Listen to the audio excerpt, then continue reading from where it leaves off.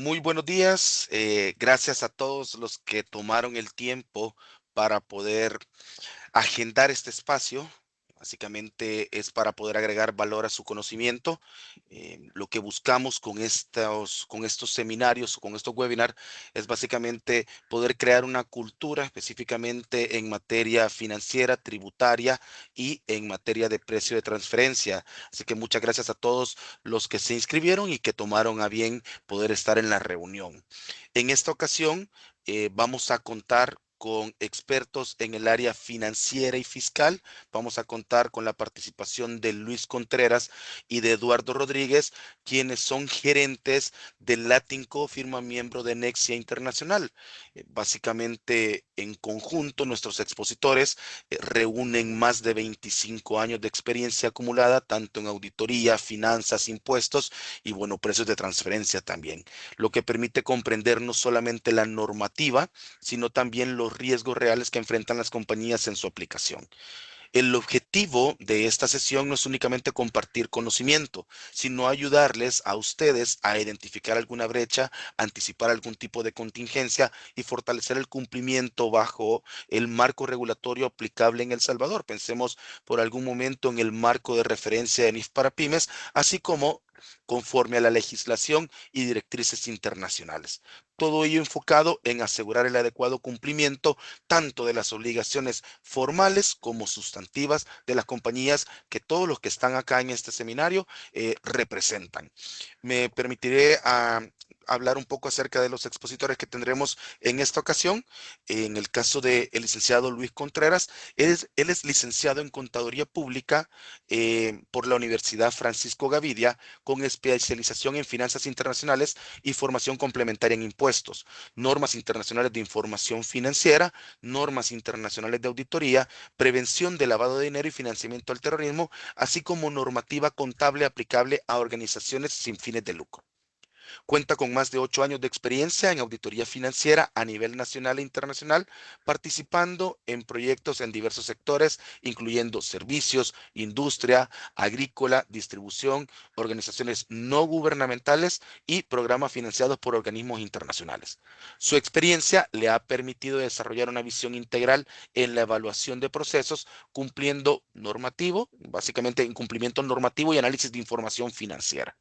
Ha liderado equipos de trabajo en la ejecución de auditoría, siendo responsable de la supervisión y revisión de papeles de trabajo, asegurando que la documentación cumpla con los estándares técnicos requeridos, así como para garantizar la calidad y consistencia en los procesos de auditoría.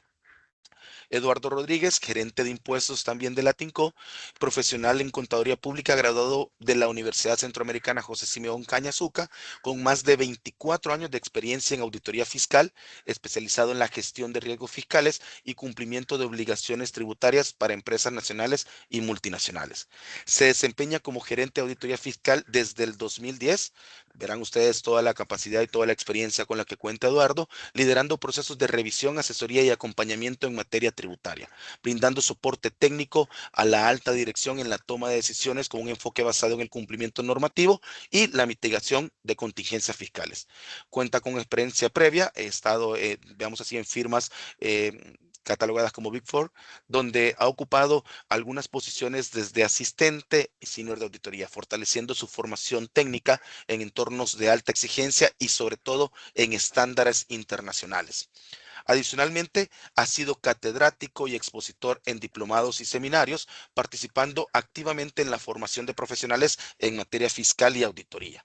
A lo largo de su trayectoria, ha contribuido en la resolución de problemáticas fiscales complejas, así como en el desarrollo y liderazgo de equipos de trabajo, impulsando el crecimiento y especialización de talento en el área. Como verán, pues tenemos a dos personas de gran peso en el área financiera y en el área de impuestos que seguramente nos van a aportar mucho en esta sesión y que si ustedes tienen alguna inquietud, alguna duda, pues la pueden dejar dentro del chat para que al final de la sesión podamos tener un espacio para las preguntas que ustedes puedan tener. Por mi parte, bueno, soy licenciado en Contaduría Pública. represento a VIP Consulting. Estoy a cargo específicamente del área de precio de transferencia y evaluación financiera. Algunos que ya han tenido la oportunidad de estar con nosotros en los webinars anteriores, pues ya conocerán un poco acerca de mi experiencia. Y para nosotros, como VIP Consulting, es bien importante poder contar con aliados como Latin Co, firma miembro de Nexia, para poder desarrollar este tipo de sesiones. Como ustedes recordarán, ya llevamos sesiones todos los meses para poder agregar valor a su conocimiento. Así que no le resto más tiempo a los ponentes porque lo que nos van a brindar es información bastante valiosa. Le permito en este caso a Luis Contreras que pueda iniciar básicamente con lo que corresponde al marco de referencia, en este caso NIF para pymes, para hablar un poco acerca de los estados financieros. Así que los dejo con Luis Contreras para poder iniciar la sesión. Muchas gracias, Daniel. Buenos días a todos y gracias por estar aquí presente en este pequeño webinar. Vamos a hablar lo que son más que todo la presentación de estado financiero, la sección 3, estado de situación financiera, sección 4 y estado de resultados, sección 5. En la presentación de estados financieros, en la sección 3, nos menciona que explica la presentación razonable de los estados financieros, los requerimientos para el cumplimiento de la normativa y que es un conjunto completo de estados financieros. Ok. Los estados financieros se prepararán razonablemente, la situación financiera, el rendimiento financiero, los flujos de efectivo de una entidad. La presentación razonable requiere la representación fiel de los efectos de las transacciones o otros sucesos y condiciones de acuerdo con las definiciones y criterios de reconocimiento de activo, pasivo, ingresos y gastos establecidos en la sección 2, principios, conceptos y principios generales. La presentación razonable, ¿qué implica eso? Implica que la información financiera refleje de manera fiel lo que es la situación económica de la entidad, aplicando correctamente criterios eh, de reconocimiento, medición, en modo que sea útil para la toma de decisiones. Eh, Siguiente, por favor. En la presentación de estados financieros existen reglas que lo dictaminan, que son las NIF para pymes. ¿Cuál es una de ellas? Es el cumplimiento con las NIF para las pymes. ¿Qué quiere decir eso? Que la empresa debe declarar explícitamente que los estados financieros están ampliamente y que cumplen totalmente con las NIF para las pymes sin reserva. Sin embargo, si estos estados financieros no cumplen, aunque sea una mínima parte de la aplicación de las NIF para las pymes, estos no pueden poner esta nota aclaratoria. Entonces, es de tomar en cuenta eso. Luego vamos con la hipótesis de negocio en marcha. Se asume que la empresa, en pocas palabras, la empresa seguirá operando mayor a 12 meses, o lo que, salvo lo que sea lo contrario, ¿verdad? ¿Qué puede ser lo contrario? Que tenga pérdida de operación, entonces no va a seguir operando de la misma manera y tiene que revelarlo también en las notas explicativas del acuerdo que han tomado por el tema de la hipótesis de negocio en marcha. Luego hablamos lo que es la frecuencia de la información. ¿Qué quiere decir eso? Que al menos los estados financieros se deben de presentar una vez al año o al cierre del ejercicio contable. Luego vamos a la uniformidad en la presentación. Ok. ¿Qué quiere decir esto? La forma de presentar los estados financieros se deben de respetar o de mantenerse igual de los periodos anteriores. Esto es como para el efecto de comparabilidad no sea complicada, ¿verdad? Hoy vamos con lo que es la información comparativa. La información comparativa quiere decir que vamos a ver un año, 2025 en este caso, 2024. Son para efectos comparativos y para que eh, se entienda mejor lo que es para la toma de decisiones. Luego vamos a hablar con lo de la materialidad. ¿Qué quiere decir lo de la materialidad? Solo se representa por separado si en nuestro juicio como contador o como juicio como profesional determinamos si las cifras son significativas. Caso contrario, si es irrelevante, pues se puede agrupar en las cuentas, ¿verdad? Pasamos a lo que es la sección 4, que está en la siguiente presentación, que habla del estado de situación financiera. Las NIF para pymes nos establece que la información a presentar, un estado de situación financiera o cómo presentarla. El estado de situación financiera presenta activos, pasivos, patrimonio en una entidad en fecha específica. La NIF también menciona como partidas que se deben de tomar en cuenta eh, y el mínimo, las cuentas que se tienen que agregar en un estado de situación financiera, ¿cuáles son? Son efectivo equivalente al efectivo, documentos y cuentas por cobrar, puede ser inventarios, cuenta, propiedad, planta y equipo, activos intangibles. En el lado del pasivo tenemos cuenta y documentos por pagar, provisiones, impuestos por pagar, préstamos a largo plazo. Pero también la NIF nos menciona que las partidas se deben de reconocer como partidas corrientes y partidas no corrientes. ¿Qué quiere decir esto? En la siguiente presentación habla el activo corriente y el activo no corriente. Ya la norma nos da un parámetro de lo que se tiene que tomar en cuenta. ¿Y cuáles son estos? Dice, espera realizarlo o tiene la intención de venderlo o consumirlo en un ciclo normal de operación. Se mantiene el activo principalmente con fines de negociación.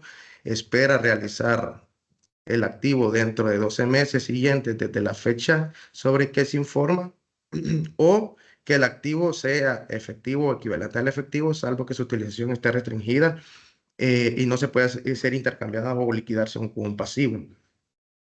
¿Cuáles son las no corrientes? Una entidad clasificará todos los demás activos como no corrientes cuando su ciclo normal de operación no sea claramente identificable y se supondrá que la duración es más de 12 meses.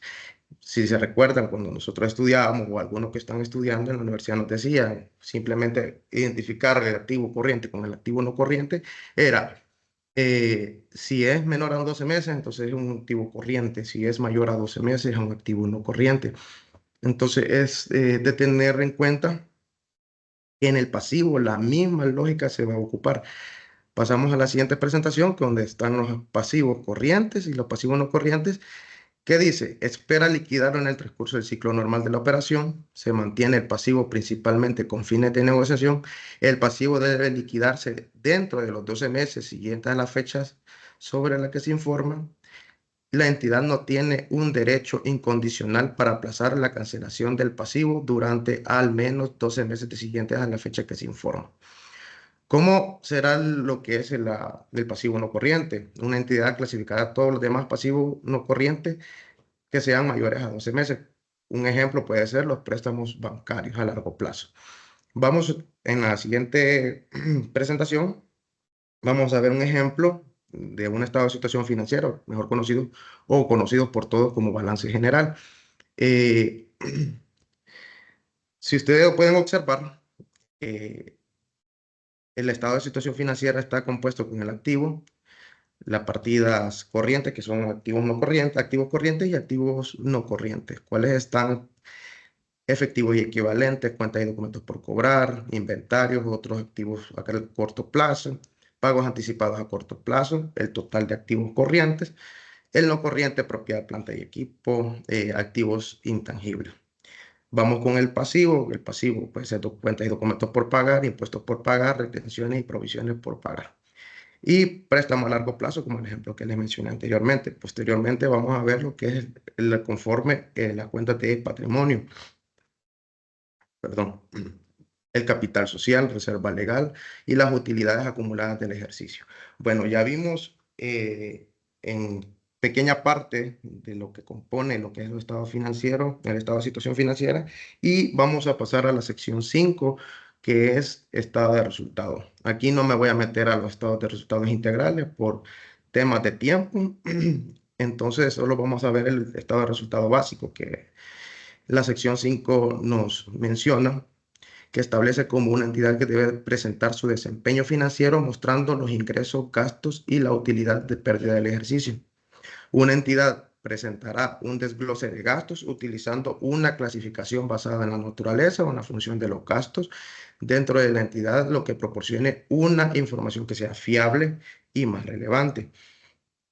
Pasamos a la siguiente hoja, donde habla los desgloses de los gastos. Hablamos en el párrafo anterior de la naturaleza y su función. ¿Qué quiere decir con su naturaleza? Bueno, la norma nos dice que los gastos se agrupan en el estado de resultado de acuerdo con su naturaleza y no se redistribuirá entre las diferentes funciones dentro de la entidad. ¿Qué quiere decir eso? Podemos poner un ejemplo: sueldos, depreciaciones. En cambio, en el tema de la función, los gastos se agruparán de acuerdo con su función, como por ejemplo puede ser costos de venta, gastos de administración.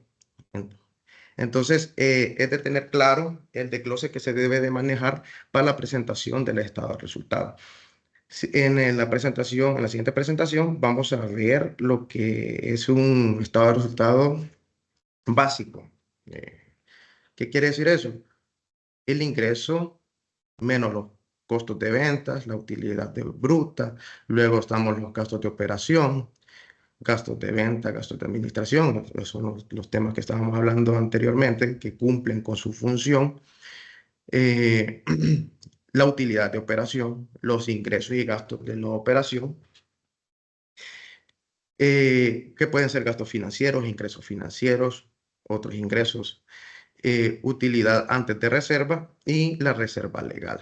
La reserva legal, pues, como el Código de Comercio lo establece, aquí, como es una sociedad anónima en la que estamos poniendo de ejemplo, entonces el Código de Comercio nos menciona que es del 7%. Posteriormente vamos a la utilidad antes de impuesto. Para esto vamos a trasladarnos a la sección 29, impuesto a las ganancias, que está en las siguientes hojas. Trata lo que es la contabilización del impuesto a la ganancia.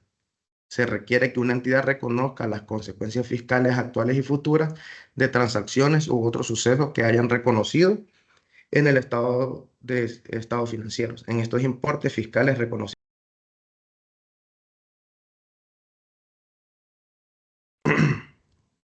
el impuesto diferido, pero nosotros nos vamos a enfocar más que todo en el impuesto corriente. El impuesto corriente es el impuesto por pagar por las ganancias fiscales del periodo corriente. Si vimos en la presentación anterior, en el ejemplo que pusimos, estaba lo que es la utilidad antes de impuesto. Entonces, desde ahí se va a partir a lo que es la base imponible, ¿verdad? Eh, ¿Cómo se va a contabilizar lo que es en la siguiente hoja, perdón? ¿Cómo se va a contabilizar un impuesto por pagar? Se va a hacer contra el pasivo, impuesto corriente, contra los gastos por impuestos por pagar. Si si el importe pagado corresponde al periodo corriente, a los años anteriores excede el importe por pagar de esos periodos, la entidad reconocerá el excedente como un activo por impuesto corriente. Tenemos las tasas fiscales de ISR, que son el 25 y el 30% según sus ingresos. Ya esto lo puede explicar mejor el licenciado Eduardo Rodríguez, que es especialista en la área fiscal para la determinación de la base imponible. Entonces, muchas gracias por la pequeña explicación. Si tienen alguna duda, pues al final de la presentación vamos a tener 10 minutos para que ustedes puedan, si tienen alguna consulta, ¿verdad? Estamos atentos a sus comentarios y a sus preguntas.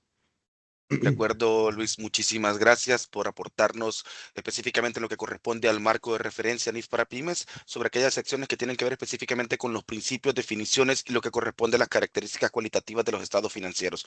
Como bien lo mencionaba Luis, estos estados financieros son básicos para poder determinar lo que es, veamos así, la renta neta o la determinación de la base imponible del impuesto, que es básicamente lo que Eduardo Rodríguez nos va a comentar específicamente de cómo debería de determinarse la renta neta, qué es lo lo que se debe de considerar como parte de un costo, un gasto no deducible.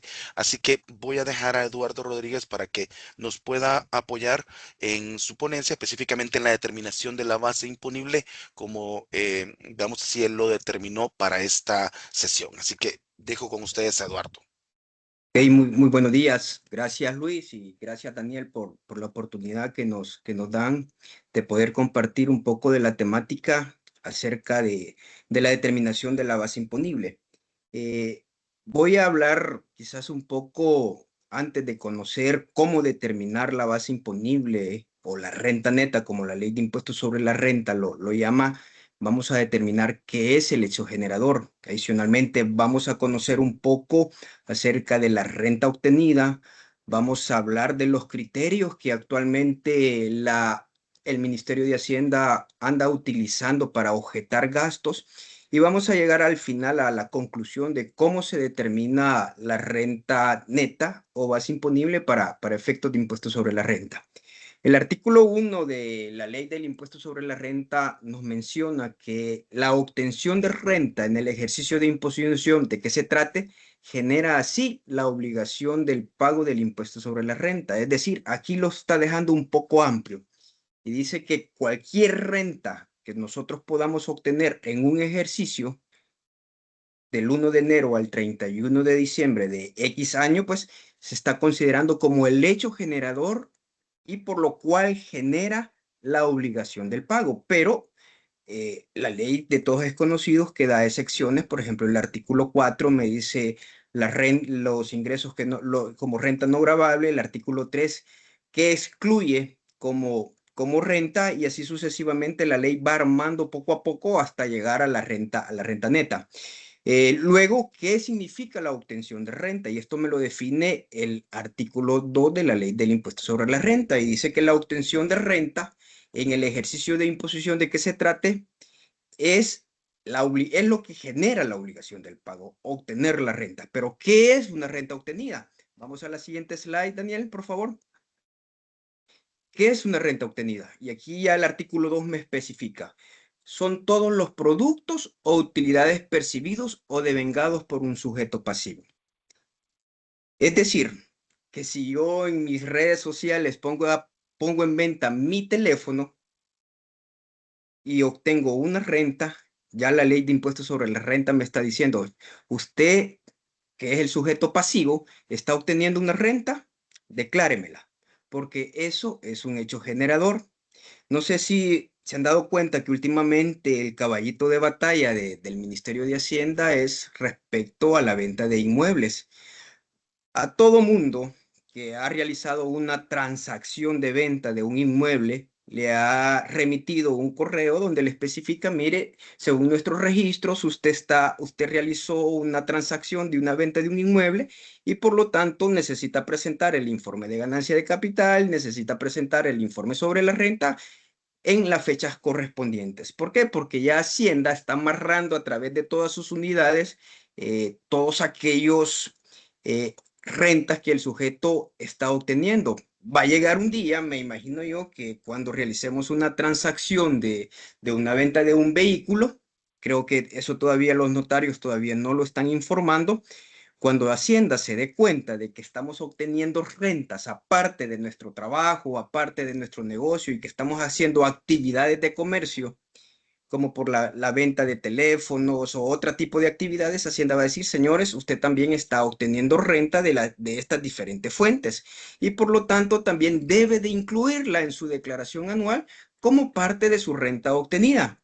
Me dice el artículo 2 que estas rentas o estos productos o utilidades pueden provenir del trabajo, de la actividad empresarial, de capital, y aquí me amarra todo y me dice de toda clase de producto, ganancia, beneficio o utilidades, cualquiera que sea su origen. Y es aquí donde les hago mención que cualquier acto de comercio o cualquier transacción donde nosotros estamos recibiendo una ganancia o un beneficio, nosotros debemos de incorporarla en la liquidación anual del impuesto sobre la renta como una renta obtenida. Va a depender ya del criterio y del análisis si esta renta constituye como renta no gravable como una renta excluida o como renta agravable, pero esto ya va a depender del análisis. Pero en síntesis, toda ganancia, todo producto o beneficio o utilidad que yo realice en cualquier acto, esto se considera como una renta obtenida. Ahora bien, pasamos a la siguiente slide. ¿Qué es renta neta? El artículo 28 de la Ley de Impuestos sobre la Renta me define que la renta neta se va a determinar deduciendo de la renta obtenida todos los costos y gastos necesarios para la producción de la renta y la conservación de su fuente que esta ley determine, así como las deducciones que la misma establezca. Y es aquí el principio básico que todos nosotros como contadores, como expertos en el área fiscal, podemos determinar y podemos hacernos ya el análisis de poder decir qué gastos y qué costos pueden ser considerados como deducibles y no deducibles, porque ya me está dando el principio básico, que es todos los costos y gastos necesarios. ¿Para qué? Para la producción de la renta y segundo, o para la conservación de su fuente. Si yo en mi clasificación del gasto llevo este concepto y empiezo a determinar si este gasto es necesario, es deducible. Si lo considero como un gasto no necesario, automáticamente yo ya lo puedo clasificar como no deducible. Si este gasto está vinculado directamente con una renta gravada, claramente va a ser un gasto deducible siempre y cuando también cumplan otros requisitos, como por ejemplo que esté documentado, que esté registrado, que sea una operación realmente percibida, pero esto lo vamos a ir viendo más adelante. Pero en síntesis, este artículo 28 es la clave para determinar si un gasto procede como deducible o no deducible. ¿Y cuál es ese principio que tenemos que analizar? Que este gasto esté vinculado directamente con la producción de renta gravable o por lo menos que sirva para la conservación de la fuente. El segundo inciso de este artículo 28, perdón Daniel, en el 28, regresemos a la slide anterior. En todo caso, dice, esto ya se los mencionaba, todos los costos y gastos y demás deducciones deberán cumplir con todos los requisitos que esta ley y el Código Tributario estipulan para su deducción. Aparte de que sean necesarios, o sea, no solo es eso, sino que también tenemos que cumplir. Por ejemplo, si un gasto es objeto de retención, le tengo que retener. A pesar de que ese gasto sirva para que esté directamente vinculado para obtener una renta gravable, pero si yo no le efectúe la retención, no me lo puedo deducir. Si ese gasto no está documentado adecuadamente como lo exige la legislación tributaria, tampoco me lo puedo deducir. Entonces, básicamente tenemos que amarrar ciertas características y principios a la necesidad y también a la producción. No solamente es eso, pero en síntesis aquí ya podemos nosotros empezar a hacer un análisis para poder clasificar qué gasto, qué costo es deducible y no deducible. Siguiente, por favor. Vamos a hablar un poco acerca de la deducibilidad del gasto y me voy a referir a unas sentencias de la Sala de lo Contencioso Administrativo y de referencia 441-2013 del 21 de agosto del 2017. En ese sentido, la Sala dice, para que un gasto sea deducible, ella menciona los siguientes aspectos. Debe originarse de un desembolso real. Es decir, debe existir una erogación con los representes que sea materialmente comprobable. De todos es conocido que las normativas financieras, las para pymes, nos exigen a veces ciertas estimaciones por deterioro de inventario, por cuentas incobrables. Entonces, aquí la ley, perdón, ya la sentencia me está diciendo, si esta no va a desempeñar un desembolso real en este momento, tú me la vas a considerar deducible, no, me la vas a considerar como no deducible. Por eso enfoca esta característica y lo hace énfasis en decir, tiene que haber un desembolso real, es decir, una salida de dinero. De lo contrario, si no puedo probar que haya una salida real de efectivo, pues Hacienda me va a decir, señores, usted nada más está haciendo una provisión o una estimación donde no va a haber en este momento, al cierre del ejercicio del 2030, por ejemplo, del 2025, no hay un desembolso real. Usted nada más está haciendo una estimación de acuerdo a una normativa contable. Por lo tanto, ese gasto en el futuro es posible que sea deducible, pero en este momento, al no ser una erogación real, considéremelo como no deducible. La otra característica que mencionan en este apartado es que debe de estar debidamente documentado, lo cual implica que el documento probatorio que respalde el costo o el gasto debe ser idóneo legalmente y no cualquier documento.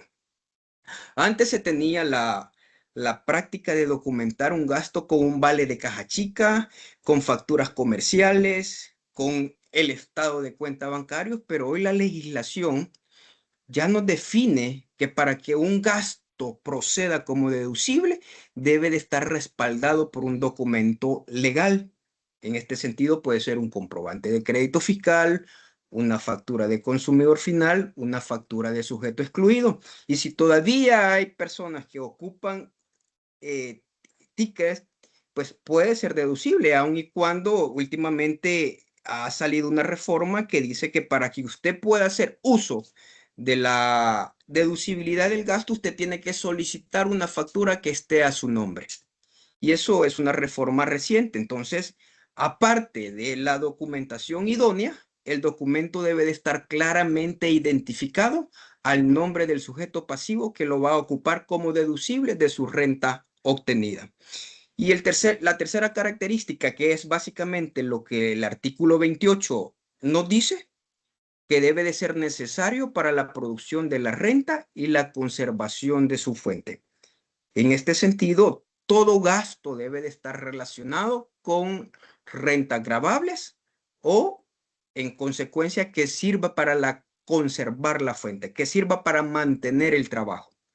Si tengo un gasto que está directamente vinculado a una renta no gravable, este gasto ya yo lo tengo que excluir de mi renta imponible y tengo que sumarlo como un gasto no deducible. ¿Por qué? Porque está directamente vinculado con una renta que no va a pagar impuesto, ya sea porque la empresa posee un beneficio fiscal, ya sea porque es un requisito que está en el artículo 4, como por ejemplo una indemnización de seguros, que ya el artículo 4 me dice que se va a considerar como no gravable. Entonces todo el costo o el gasto que esté atribuible a un siniestro, ese se va a hacer considerar como no deducible. Y la cuarta característica es que debe estar debidamente registrado contablemente. Y aquí quizás va para todos aquellos profesionales que ejercen actos de comercio que están obligados a llevar contabilidad. Ya el Código de Comercio nos dice que son $12,000 para aquellos que ya necesitan llevar contabilidad formal. Hemos visto y hemos tenido casos donde hay personas naturales que ejercen actos de comercio de millones, pero no llevan una contabilidad formal.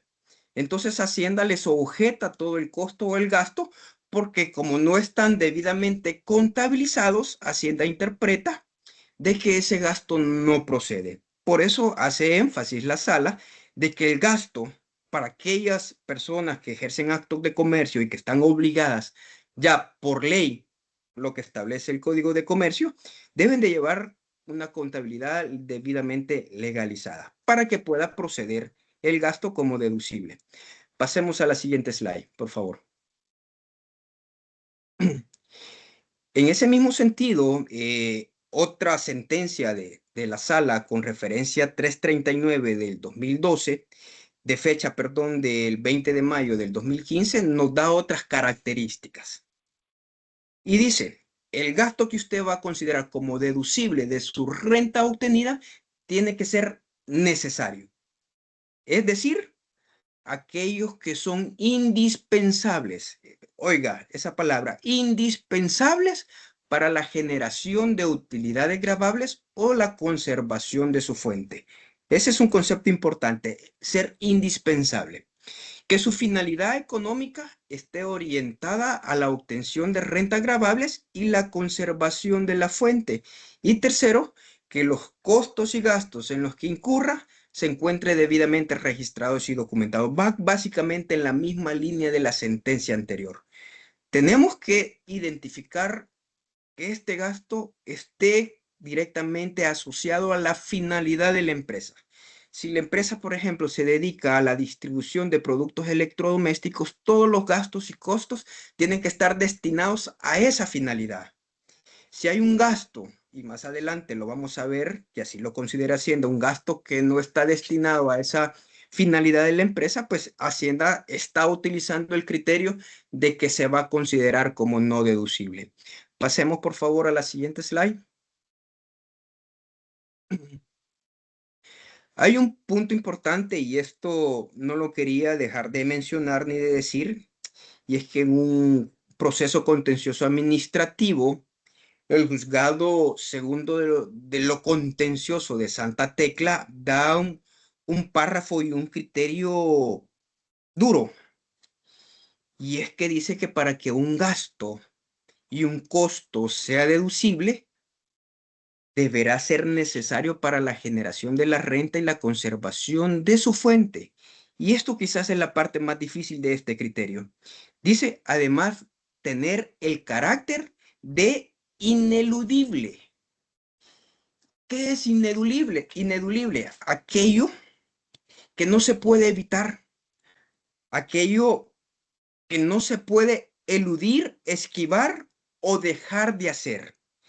Y ellos dicen en ese concepto al aplicarlo, si usted tiene un gasto y este gasto al esquivarlo o al dejarlo de hacer, el negocio todavía continúa, entonces ese gasto se debe de considerar como no deducible.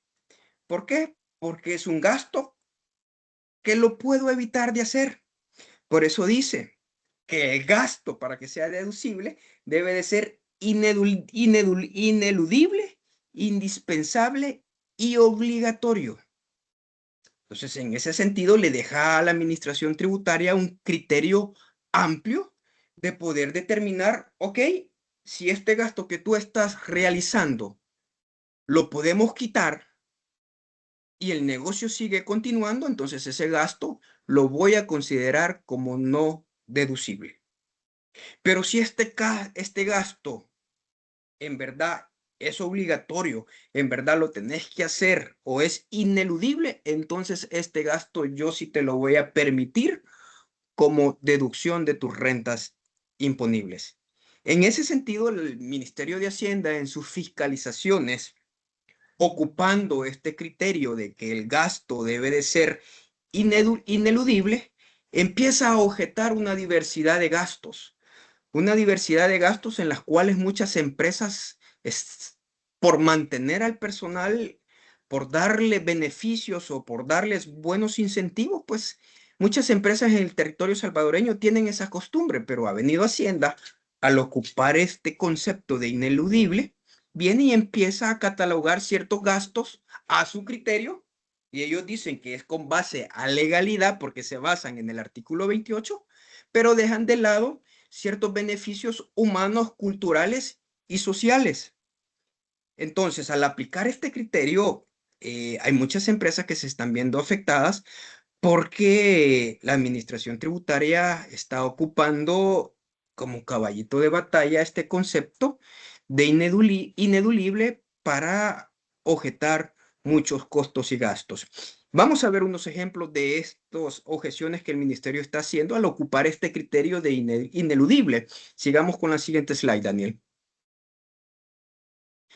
¿Qué objeta entonces el Ministerio de Hacienda en sus fiscalizaciones? Y estos son casos verídicos que nosotros tenemos en nuestro despacho, en estudio y en análisis, apoyando a los contribuyentes por estas objeciones. Empieza el Ministerio de Hacienda y empieza a decir, las fiestas navideñas son ineludibles, no son necesarias. Si quitamos las fiestas navideñas, si quitamos los convivios familiares, si quitamos los eventos deportivos, culturales, el negocio continúa. Y por lo tanto, si el negocio continúa, la fiesta navideña y los convivios con empleados no son necesarios y por lo tanto te lo voy a objetar como no deducible. ¿Qué más objeta como no deducible? depreciación de vehículos utilizados por gerentes y por accionistas. Ellos dicen, no es necesario que tú le des un vehículo de alta gama o un vehículo a tu ejecutivo.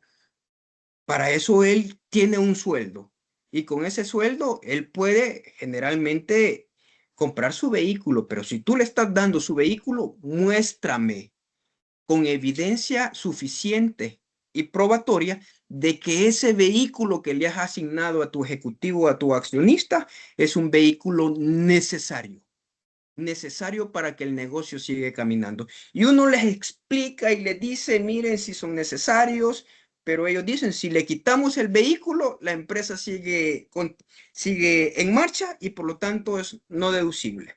Seguro médicos a ejecutivos. Aquí hay un párrafo que la ley me dice que debe de ser generalizado. Y en efecto, ahí, en este caso, todos los empleados están debidamente asegurados por la compañía. Pero los ejecutivos, en este caso, tienen una cláusula especial.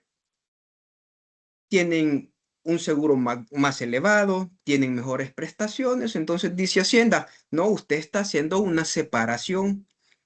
A los ejecutivos les está brindando un seguro plus y a los empleados un seguro básico. Por lo tanto, no es generalizado y por lo tanto yo se lo voy a objetar como no deducible. También objeta, por ejemplo, gastos que están relacionados a una retención del impuesto sobre la renta, específicamente aquellos gastos del mes de diciembre. Si hay un gasto que está registrado en el mes de diciembre, y yo lo pago hasta el mes de enero o febrero del siguiente año y ahí realizo la retención de renta, ellos me dicen, señores, ese gasto no se lo voy a poder considerar como deducible en el mes de diciembre. ¿Por qué? Porque usted me está realizando la retención hasta el siguiente periodo.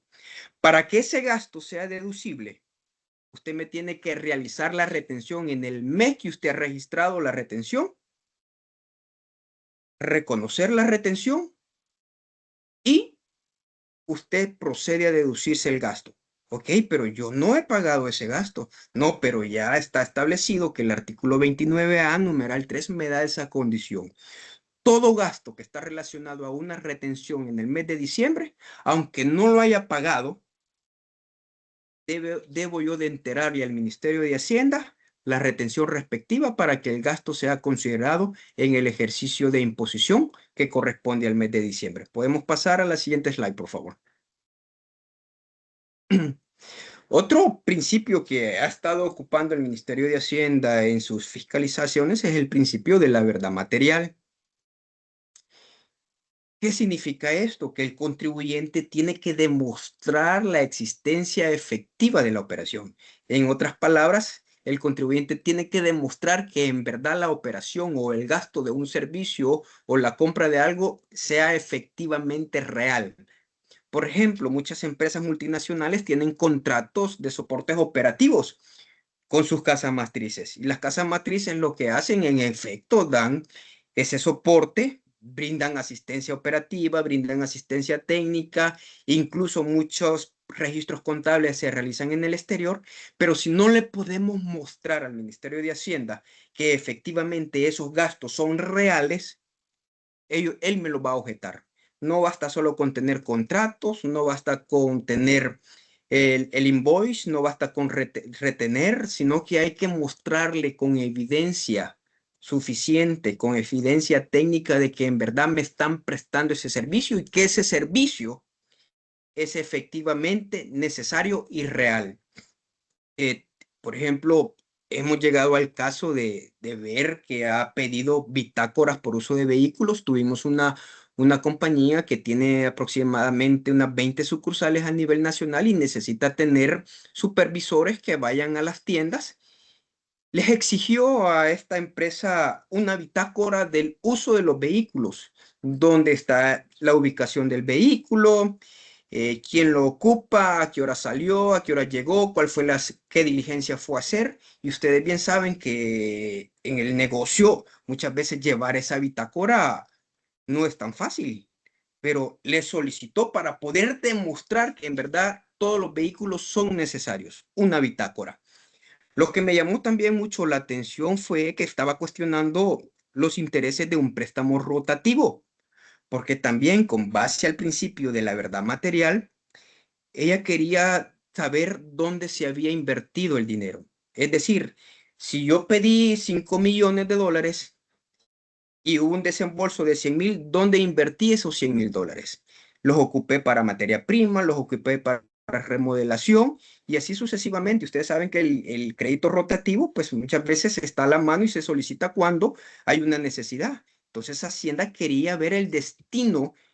Por ejemplo, si este crédito en este caso había sido de hace 10 años, se había efectuado el contrato, ella quería una bitácora de todos los destinos de la fuente y que quería ver si en verdad ese destino era eh, invertido para materia prima, para el negocio o para cualquier actividad relevante al negocio. Entonces, en ese sentido, vemos que Hacienda está ocupando y está siendo muy estricto con estos criterios para poder objetar costos y gastos.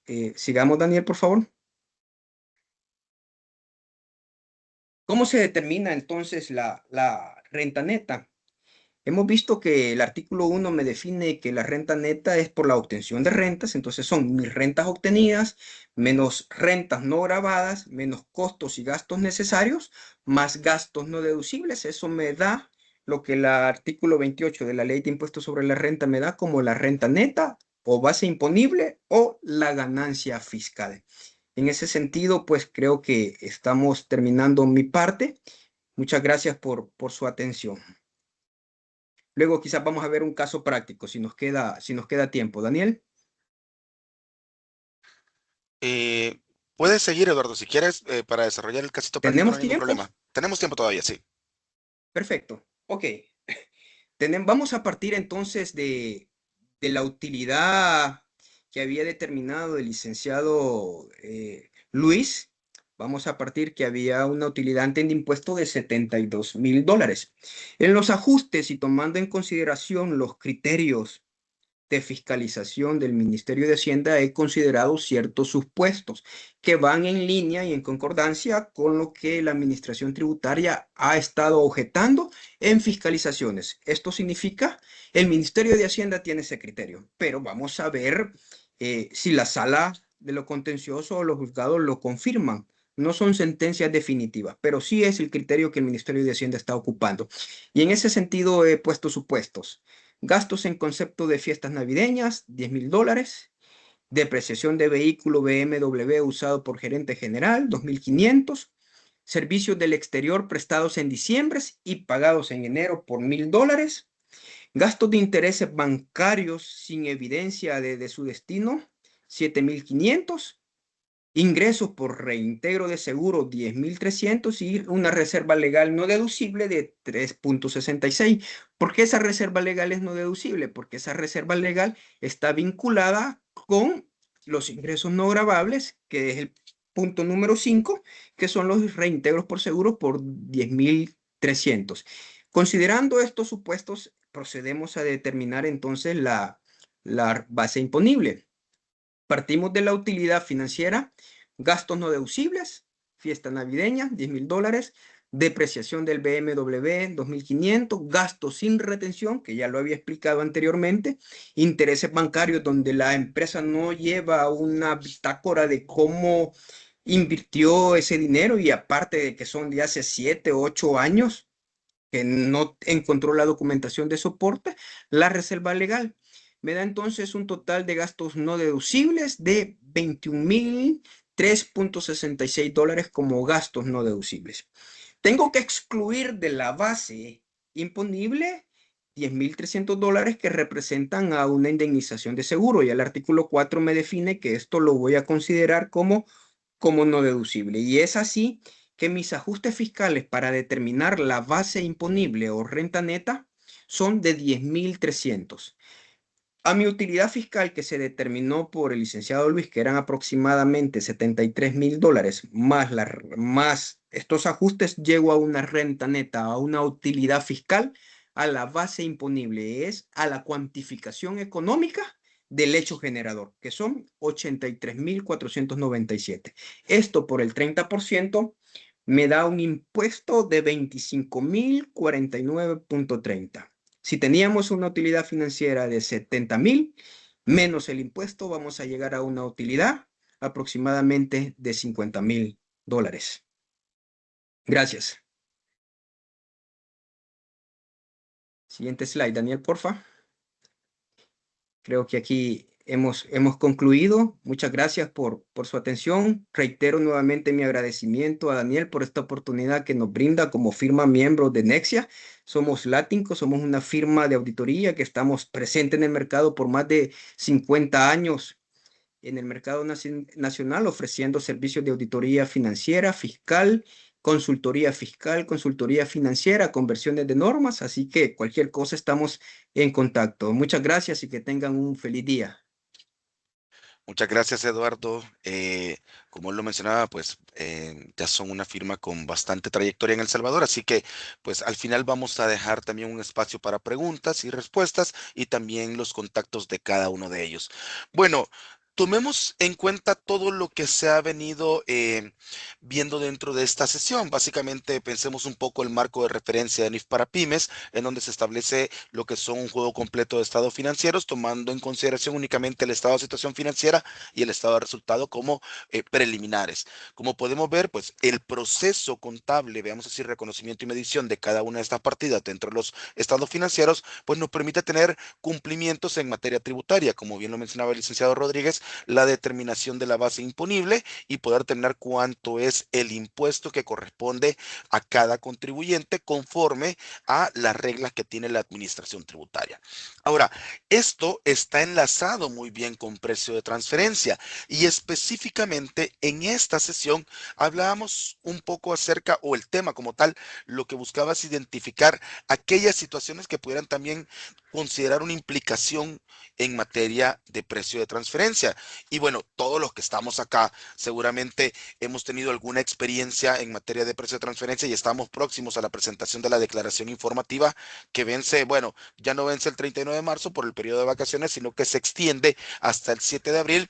Lo que nosotros recomendamos en base a nuestra experiencia es que se haga con un tiempo prudencial, es decir, pensemos siempre en el 31 de marzo para poder presentar, en este caso, la declaración y no esperar hasta el 7 de abril, porque conocemos que la plataforma en algún momento pudiera tener algún problema y esto pues puede llevar a lo que es la presentación extemporánea y con esto un pago de una multa innecesaria. Ahora, tomando de referencia el estado de situación financiera y el estado de resultados que nos comentaba el licenciado Contreras y tomando en consideración también aquellas consecuencias fiscales que determinan basados en impuesto a las ganancias, el impuesto corriente y el impuesto diferido que pudieran obtener y como lo enfocaba el licenciado Rodríguez del impuesto corriente, ¿cuáles pudieran ser algunas implicaciones en materia de precio de transferencia cuando estoy fuera de un rango intercuartil? Porque eso es importante. Para todos los que tenemos experiencia en materia de precio de transferencia, ya sea como usuarios o como consultores, estamos claros que hay dos situaciones. Cumplo con el principio de plena competencia establecido en el artículo 62A del Código Tributario o precio de mercado, o no cumplo con el precio de mercado. ¿Qué significa no cumplir? Que yo pudiera estar fuera de un rango intercuartil. ¿Y qué significa estar fuera de un rango intercuartil? Pues dependerá del tipo de transacción que se haya celebrado, si es una transacción de ingreso o una transacción de egreso. Para los que han estado en algunas sesiones anteriores con nosotros, pues ya tienen un conocimiento respecto a la aplicación de alguna metodología y si no, pues si tienen alguna duda, alguna inquietud, pues con gusto nos lo pueden consultar. Pero vamos a ir a unos casos bien puntuales, es decir, cuando yo ya estoy fuera de un rango intercuartil, es decir, ya tengo mi análisis en materia de precio de transferencia, ya tengo mi declaración de impuestos sobre la renta, ya tengo un juego completo de estados financieros, ¿qué debo de hacer? Esto me puede impactar. ¿Cómo me puede impactar económicamente, como veamos así, al contribuyente? Porque si bien es cierto, veíamos en lo que hacía el licenciado Rodríguez, pues básicamente aquí podemos ver el cambio, cómo sería una base imponible sin consecuencias fiscales, es decir, sin determinar todas aquellas situaciones que la administración tributaria ha determinado en el artículo 29, 28 de determinación de la renta neta, 29 y 29A. ¿Qué pasa cuando hay consecuencias fiscales? Si se dan cuenta, el impuesto sobre la renta que se pudiera determinar sin consecuencia fiscal sería de 21.838.20. Ahora, con las consecuencias fiscales hay una variación significativa. Es decir, pasamos de 21.000 a 25.049.30. Y podremos decir, todo bien, sin problema. Ahora, ¿qué pasa cuando nosotros tenemos que identificar el impacto que puede tener estar fuera de un rango intercuartil? Y lo voy a poner en términos sencillos. Estar fuera del rango intercuartil no siempre es, veamos así, no siempre se genera una lesión al interés fiscal. Dependerá mucho de la transacción que estemos analizando y si esto corresponde a una transacción de ingreso o una transacción de egreso. De eso dependerá para decir, bueno, si estoy fuera de un rango intercuartil, ¿cuál es el impacto que yo podría tener dentro de mis finanzas? Por eso lo hemos diseñado de esta manera esta sesión. Básicamente la parte financiera, la parte tributaria y ahora, ¿qué pasa cuando tengo un ajuste en materia de precio de transferencia? Algo que es muy importante, nosotros como consultores, y creería que la gran mayor parte de los consultores, pues estamos en la obligación de informar a cada uno de los contribuyentes cuando están fuera de rango. Y aquí creo que es bien importante hacer un análisis exhaustivo de las transacciones. Muchas veces el hecho de estar fuera de rango, claro, a nadie le gusta estar fuera de rango intercuartil, pero pueda que esto nos permite una revisión de una política en materia de precio de transferencia. Quizás sí existe esa situación en la cual yo estoy fuera de un rango intercuartil, porque puede existir alguna erosión a la base fiscal o traslado de beneficios. Es decir, hay una compañía a la cual yo le traslado un costo de venta que es bastante alto y por ende yo tengo una utilidad, veamos así, bajo el esquema de un estado de resultado, una utilidad bruta menor y por ende veamos así, una cuantía inferior a la del mercado o un porcentaje inferior al del mercado.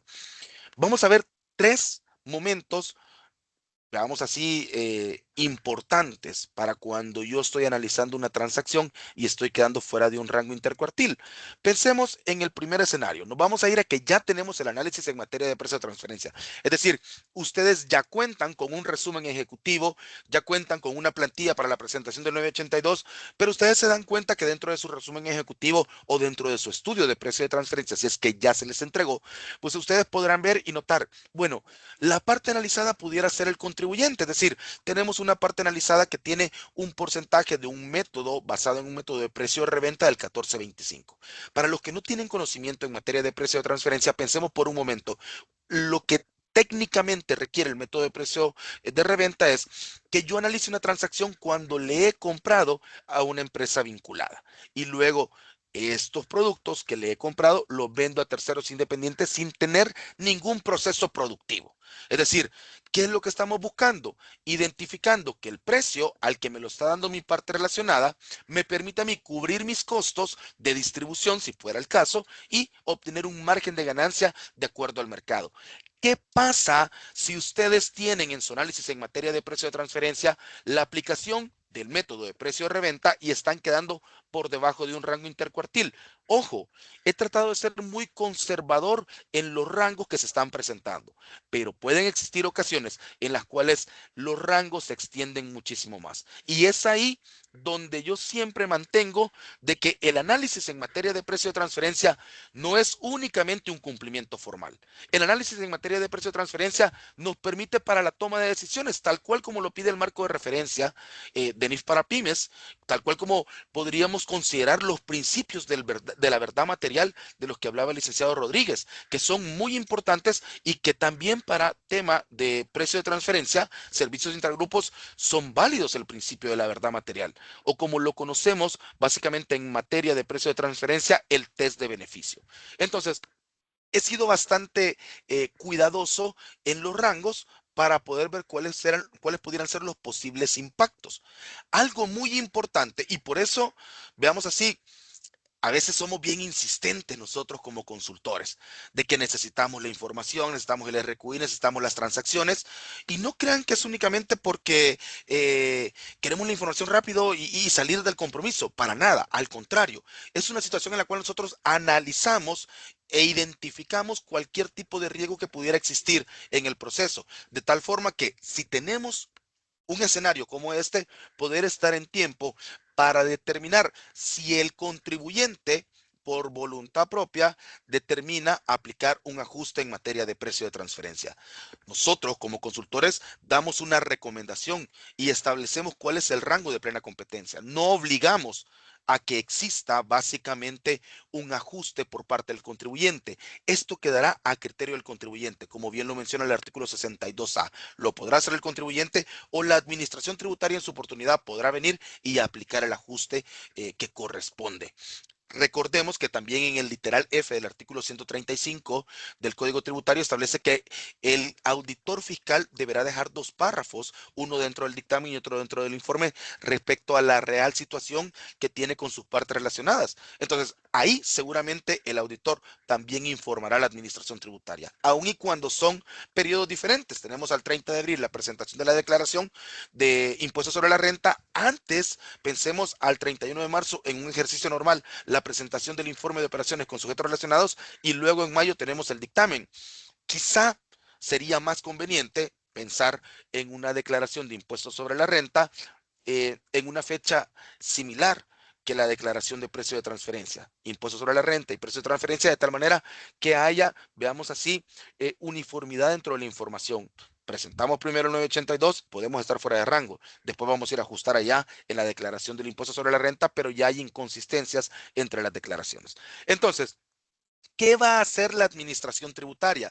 La administración tributaria acá y en cualquier jurisdicción los va a ajustar a la mediana, es decir, al 14.40. No me va a llevar al primer cuartil. Es ahí donde el contribuyente tiene una ventaja, si lo vemos en este sentido, cuando hay un análisis preliminar.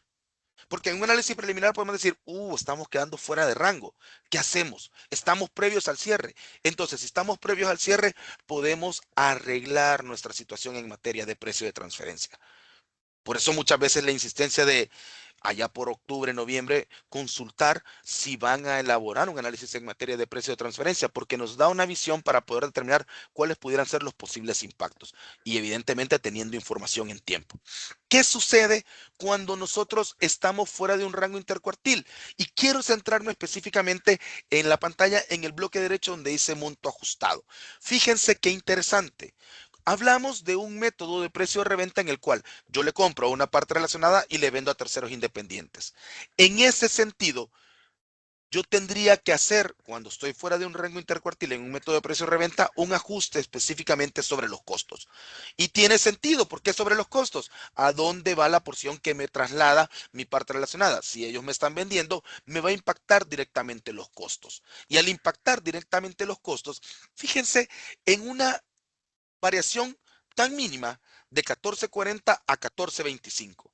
El impacto que pudiera tener estar fuera de un rango intercuartil es de 23.097.54.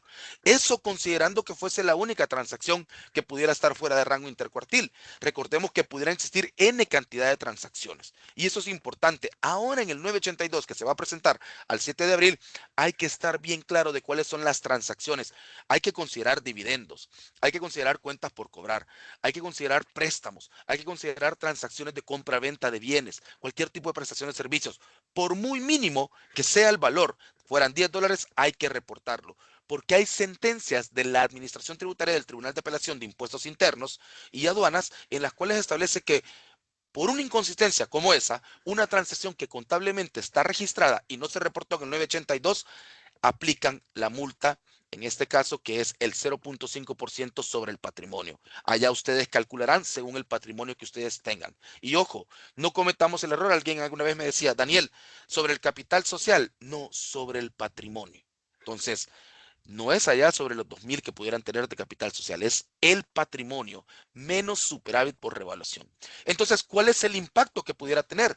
Fíjense en algo tan sencillo, en una operación en la cual yo le compro mi parte relacionada y le vendo a terceros independientes y estoy quedando fuera de rango, pues bueno, una vez se han cumplido todos los criterios de comparabilidad establecidos en el artículo 199D del Código Tributario, y también respecto al capítulo 3 de las directrices de la OCDE, cumplí con todos los criterios de comparabilidad, determiné que las comparables eran las más adecuadas, apliqué los ajustes de capital que corresponderían o los mismos ajustes que establece el artículo 199D y ya tengo todo mi set de comparables de manera o técnicamente fortalecido. De tal manera que digo, no, el rango intercuartil quedó de 14.32 como cuartil inferior a un cuartil superior de 15. Si yo le presento esto a la administración tributaria acá o en cualquier jurisdicción, la administración tributaria lo hace de una manera tan sencilla como decir, ok, quedaste fuera de rango intercuartil, te llevo a la mediana. Me parece injusto. Esa es la regla de la administración tributaria. ¿Qué podríamos salvaguardar nosotros? Bueno, tenemos un 14.25 y el primer cuartil está de 14.32. Hagamos un ajuste entre el primer cuartil y la mediana, con el ánimo de dar un cumplimiento en materia de precio de transferencia. ¿Qué significa? Igual vamos a tener un ajuste, seguramente, si ya presentamos la declaración. Si no la hemos presentado, pues tenemos cómo poder solventar esta situación. Fíjense cuánto puede impactar pasar de un 14.25 a un 14.40. El ajuste de precio de transferencia es de $23,000. Es decir, la base imponible cambia de 83.497 a 106.595, llevando en este sentido a un impuesto sobre la renta que se traslada de 83.497 a 106.595. Perdón, de 25.049.30 a 31.978.56. Es una brecha bastante grande. ¿Qué pasa cuando estamos en la aplicación de otra metodología? Pensemos un servicio administrativo, pensemos un servicio de maquilaje que pudiera existir donde hay un proceso productivo, un método del costo adicionado. ¿Qué pasa si estoy quedando por debajo de un rango intercuartil? Porque, ojo, aquí hay varias situaciones. Alguien me decía en algún momento, por ejemplo, con los intereses de un préstamo, me decía, Daniel, pero nosotros tenemos un egreso por intereses y estoy quedando fuera de un rango intercuartil. Claro, dependiendo de la transacción que se analice, esto pudiera lesionar o no el interés fiscal. Pensemos específicamente en una transacción de financiamiento. Si yo tengo un gasto menor, alguien me dirá, Daniel, pero si le pongo más gasto, esto significa que tengo una base imponible menor y le voy a pagar menos impuesto a la administración tributaria. Estoy totalmente de acuerdo. Pero en ese sentido, ¿cuál pudiera ser el incumplimiento que se está generando? Si fuese una entidad en el extranjero, puede ser cuestionado el tema de la retención de impuestos sobre la renta, porque eso se convierte en un líquido directo para la administración tributaria.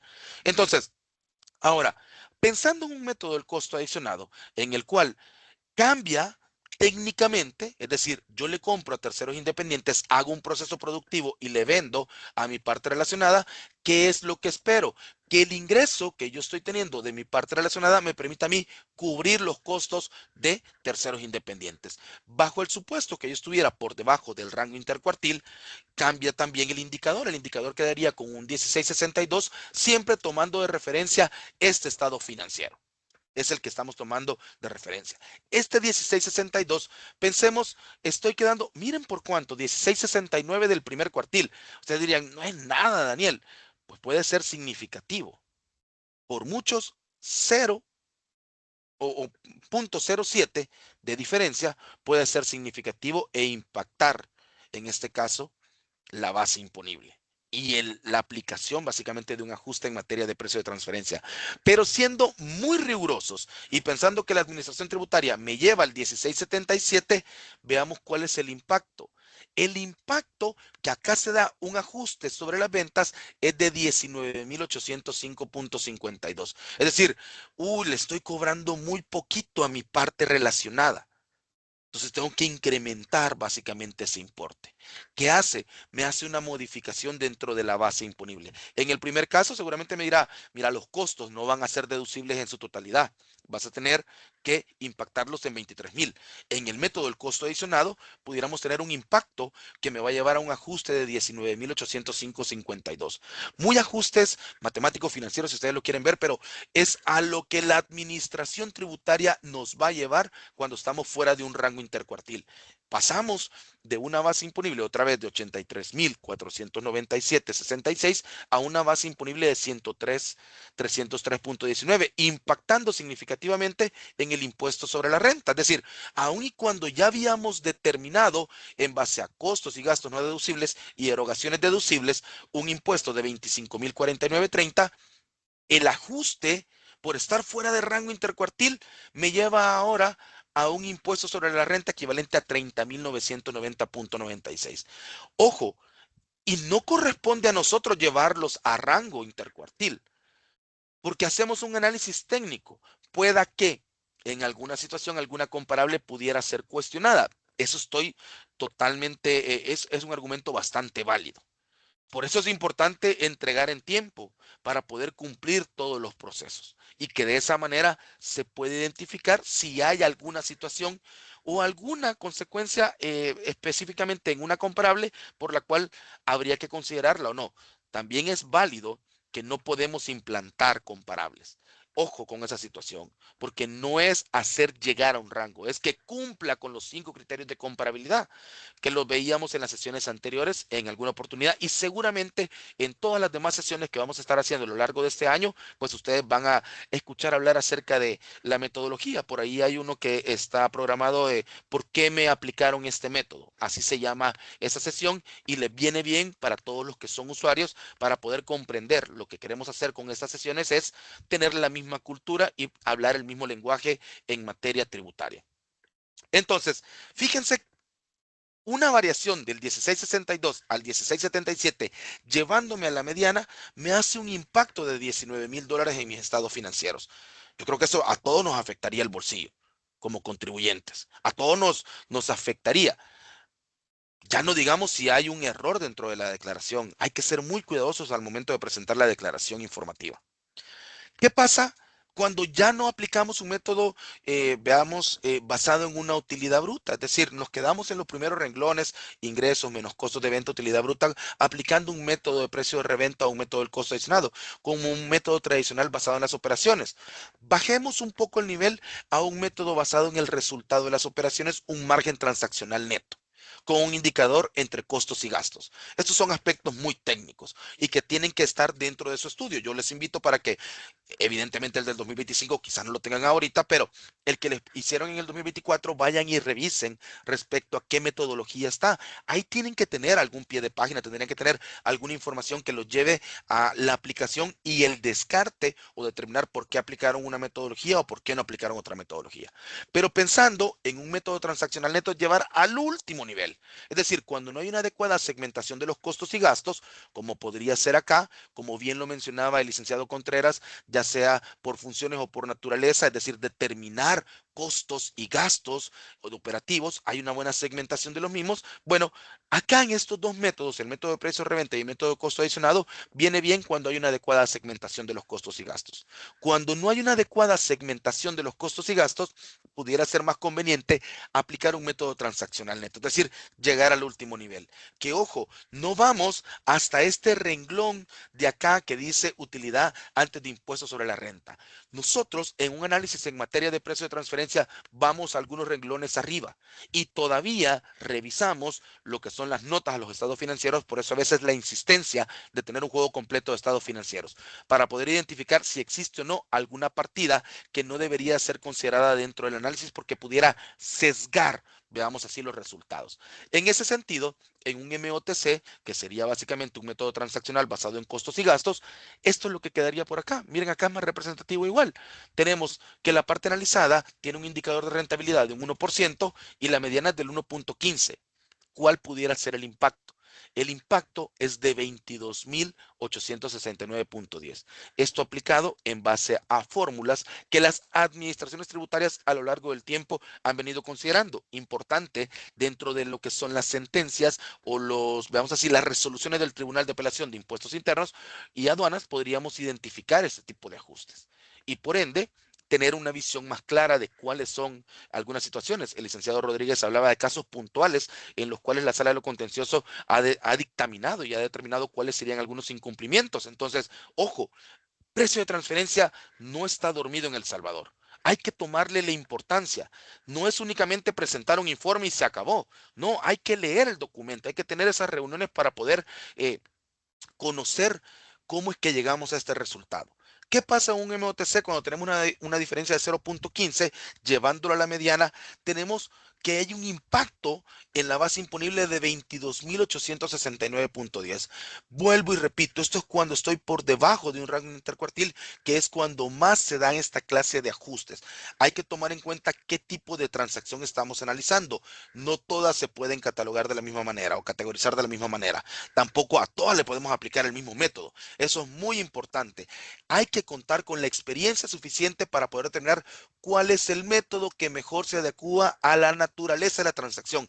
Así lo establece básicamente las directrices de la OCDE y así es como las administraciones tributarias empiezan a determinar si es que hay un cumplimiento o no en materia de precio de transferencia y sobre todo en la aplicación adecuada de los criterios técnicos que vienen desde los criterios de comparabilidad hasta la aplicación o valoración, en este caso, de la metodología que se aplica a cada transacción. En este caso puntual, si se dan cuenta, hay un impacto de 22.000 como un monto que se está ajustando o que la administración tributaria podría llegar a ajustar. ¿Qué es importante? Si vemos, cada rango intercuartil tiene un cuartil inferior, mediano y cuartil superior. Si estoy por encima del rango intercuartil, ¿ustedes creen que la administración tributaria se vería en la necesidad de decirle, mira, me estás pagando más, tenés más base imponible, entonces bájale y págame menos impuesto? Pues creería que quizás no, pero ojo, aquí es donde entra básicamente el enfoque de un análisis en materia de precio de transferencia para la toma de decisiones. Bueno, pareciera ser que le estamos generando, por un lado, en una compañía una ganancia mayor y por el otro lado la compañía dentro del grupo está quedando con una rentabilidad menor. Entonces, lleguemos, veamos así, a una situación en la cual podemos estar en cumplimiento en ambas compañías como parte del grupo. Es por eso que es importante poder tomar estas decisiones y analizar cada una de las políticas. Si se dan cuenta, los tres ajustes llevan una correlación.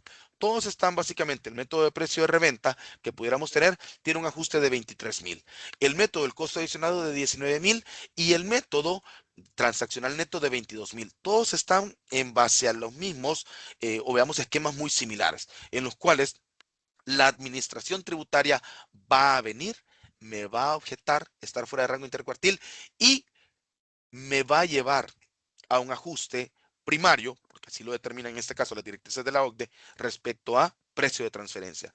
Por eso, nuestra insistencia y la importancia de tener un análisis en materia de precio de transferencia preliminar. Es decir, si ustedes después de esta sesión dicen, bueno, le voy a tomar un poquito más de importancia al tema de precio de transferencia, pues vayamos pensando que le van a pedir a su consultor con el que ustedes han contratado el servicio que allá por septiembre van a tener un análisis preliminar o ver cuáles son los resultados, tener un benchmark si tienen una nueva transacción, porque eso es importante, hacer un benchmark para poder determinar cuál sería básicamente el efecto que podría tener en materia de precio de transferencia. Por mi parte, agradecerle a licenciado Luis Contreras, al licenciado Eduardo Rodríguez y bueno, a todos ustedes por estar acá básicamente en esta sesión. Para nosotros es bien importante poder agregar valor a su conocimiento y que de esta manera, haciendo esta sinergia, haciendo estas alianzas específicamente con firmas de auditoría, poder llevar mucho más conocimiento a ustedes. Si tienen alguna duda, alguna pregunta, este es el momento para que ustedes lo puedan hacer, ya sea en materia de NIF, materia tributaria o de precio de transferencia. Voy a dejar un espacio abierto de un par de minutos porque sé que también están en el día a día de sus operaciones. Si hay alguna consulta, lo pueden hacer en este momento por medio del chat. Si no, pues básicamente agradecerles a ustedes por haber destinado este tiempo y esperamos que esta sesión haya sido del agrado de cada uno de ustedes y que sobre todo se haya cumplido el objetivo que es agregar valor a su conocimiento. Dejo un par de minutos ahí y si no, pues nos retiramos. La grabación va a quedar lista en el canal de YouTube de VIP Consulting.